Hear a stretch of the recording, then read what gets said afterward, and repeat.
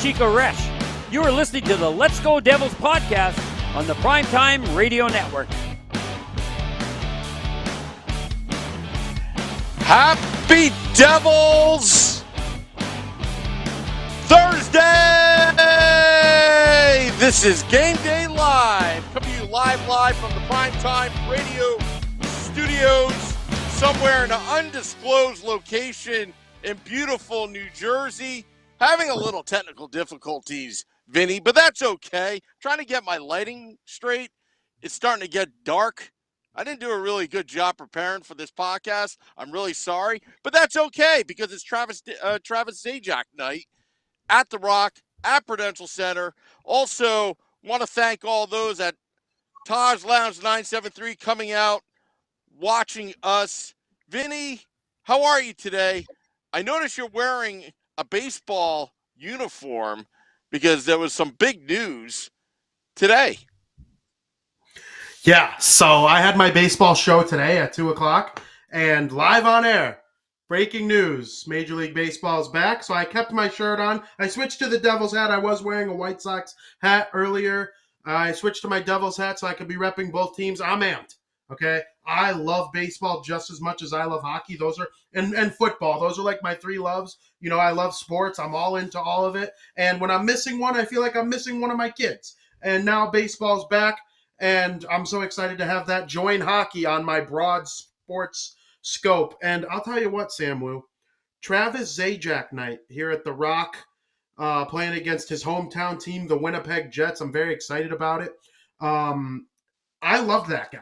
When he was playing for the New Jersey Devils, he was magnificent. There were so many years where he was one of the better two-way forwards that the Devils ever had.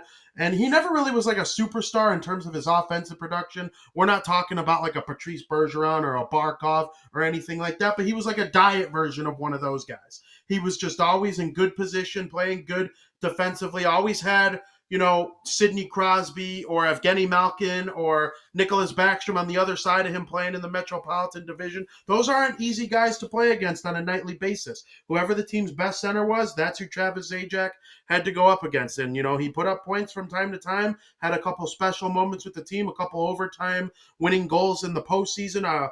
Nothing bigger than the Game 6 overtime goal against the Florida Panthers in 2012. When the Devils ended up going all the way on to the Stanley Cup final. And Travis Zajac, he's been through some ups and downs with this team, played with some great players over the years, helped the team transition into the Jack Hughes, Nico Hischier era. So I love this guy. I love seeing them honor him, and it's going to be a good game here tonight. Yeah, and you know what? Not only is it a good game, I want to welcome in our UK friends from the sports marketing group that Chris Havelock, hey, are you going to be at Taj Lounge 973 today? And I said, no, but we're going to be streaming it out. If they're there, just want to say hello to all those at Taj Lounge 973 because I think everybody's pumped up right now. After that big victory over the Colorado Avalanche, who's the NHL's number one team in the NHL, the Devils come back from a 3-0 deficit on gender equality night and win 5-3.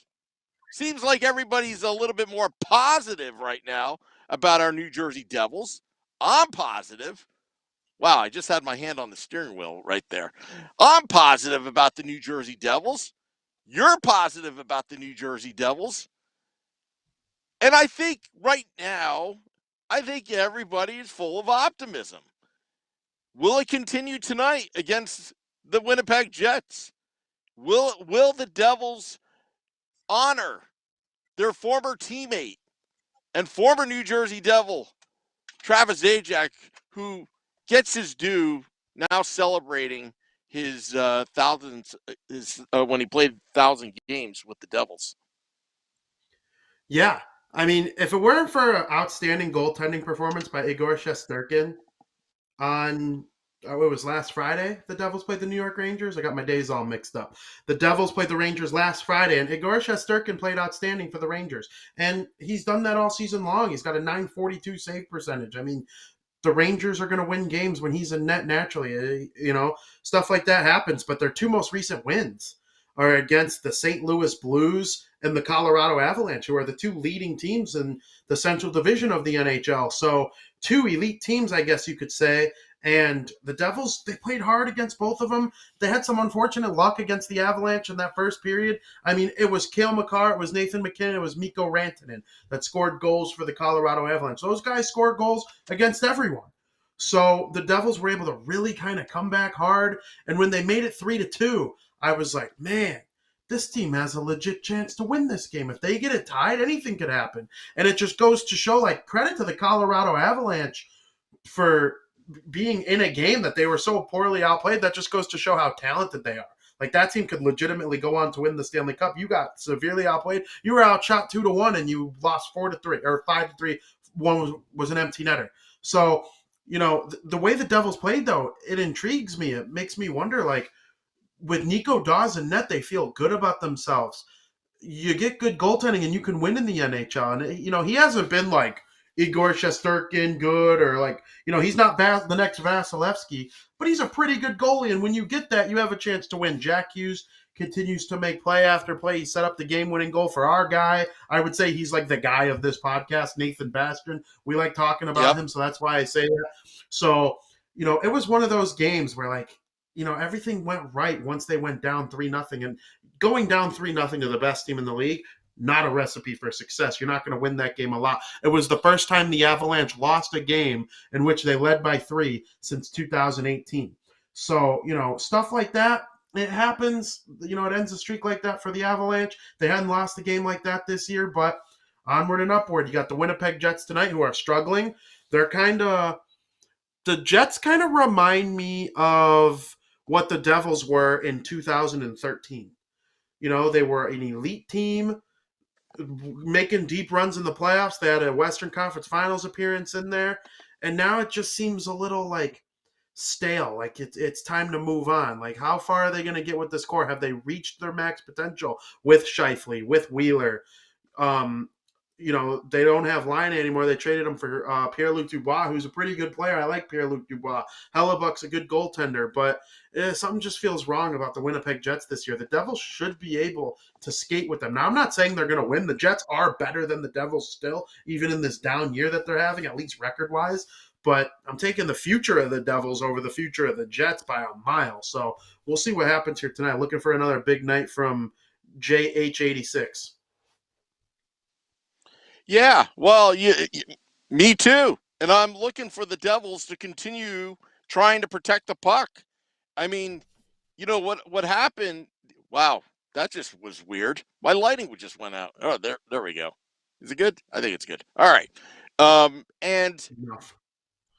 I think right now, Vinny, the defense is getting involved offensively, which has helped quite a bit with the offense, why the Devils are scoring a lot of goals. And you hit it on the head about Nico Daws. It's not like he's been lights out, but he's been just good enough and been very consistent at it. The problem with the Devils goaltending this year is, number one, the health concerns of Mackenzie Blackwood and Jonathan Bernier. That's really their Achilles heel at the goaltender position. On top of past that, they didn't have anybody really ready. They traded away Scott Wedgwood, who, by the way, you know, he is what he is. He's a backup goaltender.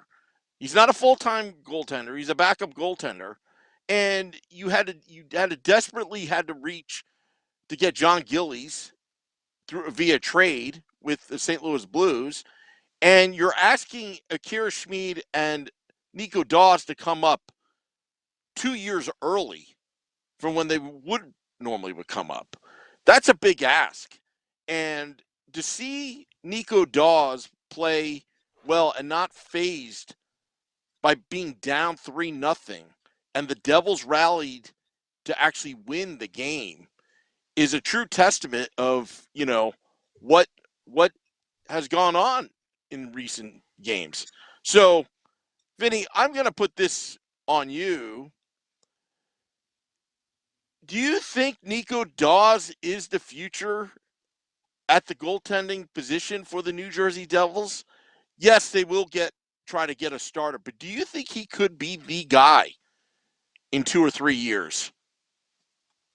Sam, that's a great question. I think the only logical answer to that is he could be. You know, like we thought that about Mackenzie Blackwood too, and the development in the last 2 years hasn't been all that good. Like early in the year, we're talking about Team Canada. Elliot Friedman had that report that Mackenzie Blackwood was one of 6 goalies being considered by Team Canada for the Olympics before Omicron variant of COVID-19 canceled the whole thing. So, Yeah. Things can rise and fall quickly for goalies.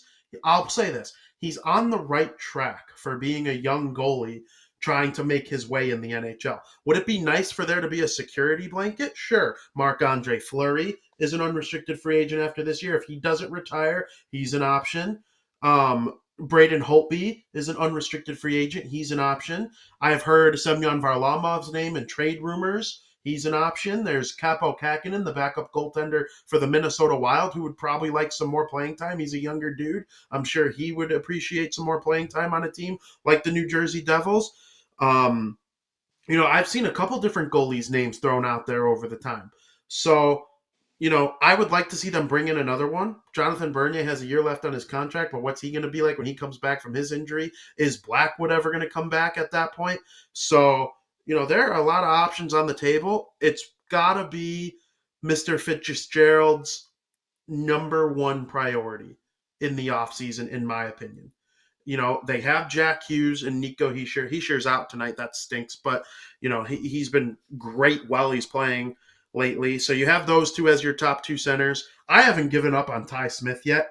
I actually think Ty Smith is loaded with talent, and a lot of second-year defensemen struggle. It happens all the time. Quinn Hughes wasn't as good in his second year as he was in his first, and look at him now. And I'm not saying Ty Smith is going to be Quinn Hughes. I'm pumping the brakes on that one for sure. But, he has a bright future if he stays the course and doesn't give up and acts right off the ice, I think was something that has been said. So, and Dougie Hamilton is there. I love Graves. I love Graves, especially when he's with Hamilton. Yeah. I hope Graves sticks around for a long time. I really do. Graves I is the think type he of player, will after those comments. After those comments he made at the press conference, comparing the Avalanche to the Devils.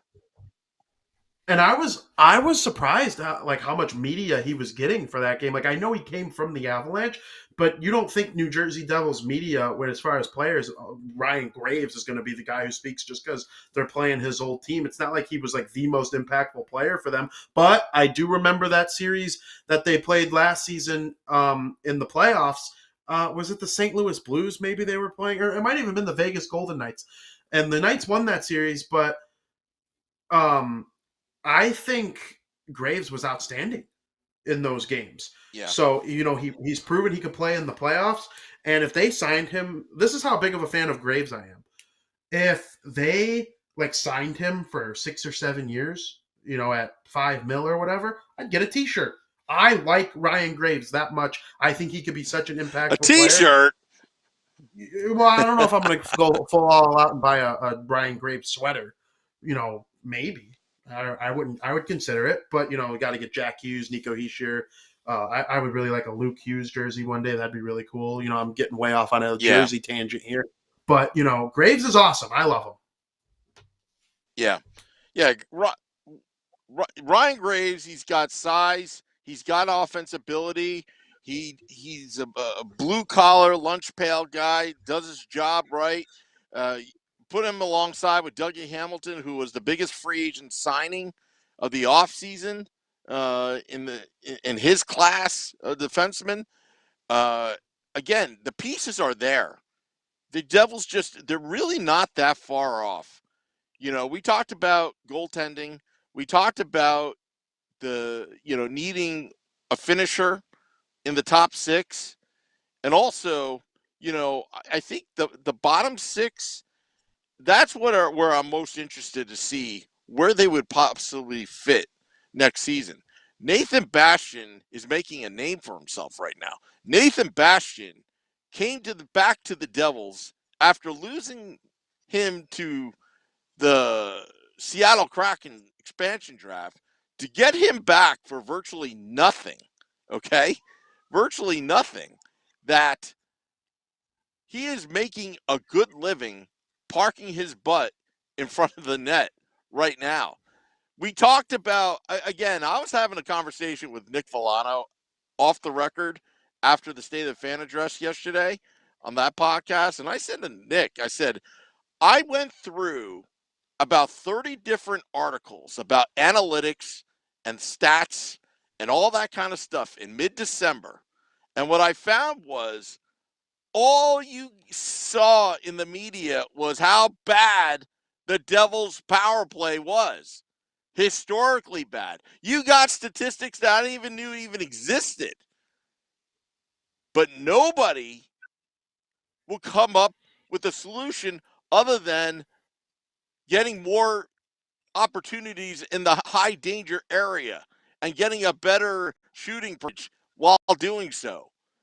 And on this podcast, on Game Day Live, on the Let's Go Devils podcast, on State of the Fan Address, on Devils After Dark, and even on the Woo Report, what did I say to remedy that power play?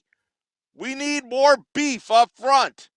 You could give me all the stats you want, but when you put a big body and in front of the net and he screens the goaltender and he watches the goaltender while he's screening, that split second is the difference of the shot being saved and the shot going in the net when you have Nathan Bastian. And also, you know what the Devils aren't doing now, what they were doing back in mid-December when the power play was awful? They were telegraphing their shots because they were so nervous and really trying so hard to put the puck in the net that they forgot some of the basics. When you take that wind-up shot and either you're missing the net, the goalie can see the puck. He's going to save it 99% of the times. This is the NHL. They are that good, especially with the equipment that they have today. Now, the Devils have learned their lesson. Get the shot on net, Nathan Bastian or whoever's in front, make sure the goaltender is hesitating for that split second, and good things will happen. That's why their power play is doing so much better right now. I couldn't agree with you more. Do you remember Brian Bickle? Yes. He was outstanding on Chicago's power play, and then he'd play on the third line at 5-on-5, or even the fourth line at times. And then, like, if they were down a goal late in the game, he'd come up. They would put Taves with Kane and Bickle. Not Patrick Sharp, not Marian Hossa, Bickle. Why? Because he can really get to the mucky part of the ice during the hard parts of games. And Nathan Bastian probably has more skill than Brian Bickle. That goal he scored against the Colorado Avalanche, the puck wasn't even directly in front of the goal mouth. He had to, like, corral it in and kind of sweep it in the net in short order. And to me, a lot of guys hit the post on that or put the puck wide. He had the ability in tight to get his hands to do what he needed to do to put the puck in the net. I loved seeing it. Jack Hughes set him up nicely, and he did not turn back. And, Devils. Oh, there we go. Now we got a fan. He's watching us on the camera, live looking at Taj Lounge 973 across the street from the Prudential Center, 35 Edison Place.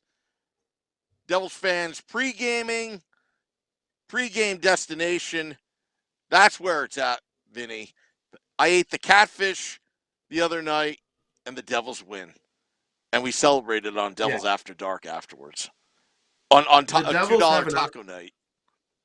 Yeah, the Devils have an outstanding record when you eat catfish, and I know for a fact that's what I'll be getting when I make my first visit to Taj Lounge 973. I've noticed one thing, though, about some of the folks that have been hanging out in there the last couple days. A lot of the black jerseys. A lot of the black jerseys. And we rip on the black jersey a little bit. The only thing I don't like about it is the word. If it had the Devils logo on it, it would be my favorite jersey of all time. I really mean that. You know what? If it was just solid red, if it was just a solid red Devils logo, no outline, nothing. No circle. I could not agree more. I love the black jersey in terms of the actual jersey and the stripes, and even the numbers and names on the back are awesome. I think I'm going to buy one just for that purpose. I'm probably going to get it over the summer if I could find on like a summer discount and have it ready for the 2022-23 season. But, I'll get over the word jersey enough because I like the actual idea of the Devils having a black jersey. I wanted it for years, and here we are. You know what I'm going to do? I don't care how much money I spend on it. I'm going to get one of those third jerseys. I'm going to have a professional de-stitch that jersey logo in the front and have a custom-made Devils logo the way I want it in the front. And you know what's going to happen? Then everyone's going to be like, hey, woo, where'd you get that jersey? Sweet. And then I'll be in trouble because then people are going to ask, where did I get it? Yeah, and the Devils don't even have to pay you for that idea. You gave it to them for free. So, you know what? They've got drafts at Taj Lounge 973. They've got good food. They've got buckets of beer. They've got all sorts of things going on at Taj Lounge 973. I'm kind of jealous right now, Vinny. I'm stuck in a car right now doing this podcast. I want to be there. I don't blame you at all. I can't wait to visit Taj Lounge 973. I've obviously never been there. It always looks like people are over there having a grand old time. It looks like it's upstairs where you plant yourself and where this camera angle is right now. Is that true? Actually, no. Taj Lounge 973 started upstairs, but we used to be down at PJ Ryan's, which was Brick City Grill. And because of the pandemic, unfortunately, PJ Ryan's had to move on. But the good folks at Taj Lounge 973 took over the downstairs. So right now, we used to be upstairs. Now we're downstairs. Now, you know what? It's a pretty cool place. I used to think, they used to banish us up in the attic upstairs. But now they like us so much that they have us downstairs. But great place to hang out. We're building something here, and we're already talking about next season. And after the podcast, I need to talk to you for 5 minutes about next season because something great's going to happen at Todd's Lounge 973. So, anyway, did you predict the score last game? Or were you off by one goal? I was off by one Avalanche goal. I said 5-4 Devils, and it ended up being 5-3 Devils. So, hey, I wouldn't say close enough, but it's not your fault that the Avalanche can't, muster up an extra goal. Nico Dawes is that good. You couldn't even score for Colorado. Calgary's going to whoop you in the playoff. Yeah. You know what? You got what you deserve. Anyway, the Winnipeg Jets, I think the Devils are just going to it's going to be 7-4 Devils tonight. Their offense, they're going to get jacked and they're just going to go out of control. And they want revenge against Winnipeg. Last time they were in Winnipeg, I think they got smoked earlier in the season. I think they want this one. There's a good feeling in the locker room, and I'm telling you, Lindy Ruff is the man. In Lindy we trust. That's what I have to tell you. Yeah. The Jets have kind of owned the Devils. We all remember that debacle opening night 2-3 years ago now. I tweeted about it that whenever the Winnipeg Jets come to the Prudential Center, I get the ick. I mean that. It's bad. I will never forget that night, especially when I go back on the Twitter puts the memories every now and then, and I see the video I made during the second intermission of that game when the Devils were up 4-0, and I was talking about like the playoffs and winning the cup eventually with this core and Taylor Hall and Kyle Palmieri, and then they lost that game, and it was one of the worst Devils moments of my life. I really mean that. It was horrible. I hated every second of that game, and every single time I see the Winnipeg Jets logo, I think about it. So I'm hoping that they're able to right the wrong with some of the games they've had against the Jets and kind of take care of them tonight. I think they have the firepower to do so. Sucks without Nico, but The show must go Yeah. on. Well, Ramona Rice was asking about Nico Heischer. Do you have any updates on him? Other than that, he's out. I do not, but I don't think it's going to be anything that lasts long. Like, he played the entire game against the Blues. It's not like he came out early. So, missing the Colorado game and this game, hopefully it's just precautionary and he's able to get back on track. And they got the game on Saturday night against the Anaheim Ducks, and then they head out west. The Vancouver Canucks, the Calgary Flames, who I just mentioned. It's not going to be easy, so they need Nico. Hopefully he takes his time and gets back healthy whenever he can. Yeah. Also, the poll on @Let's Go Devils Pod. Should Travis Zajac have his number 19 jersey retired? Put it out there. We already got 49 votes in. 20% says yes, 22% no, 51% said just Ring of Honor, and 7% said all the above. That's impossible. It's Go ahead. No, all the above means is you're not really sure, but I'd rather not have not really sure, just all the above. Yeah, you like sure. all the above. Yeah, I get you. When I think of Travis Zajac, I think of a very good Devils player. One of the better Devils to ever lace him up. But when I think of retired numbers, okay, I'm thinking of like the greats. And like Zajac was great, but I'm not sure he was retired number great. Like, you retired Ken Danico, Scott Niedermayer, Martin Brodeur, Patrick Eliash, and Scott Stevens.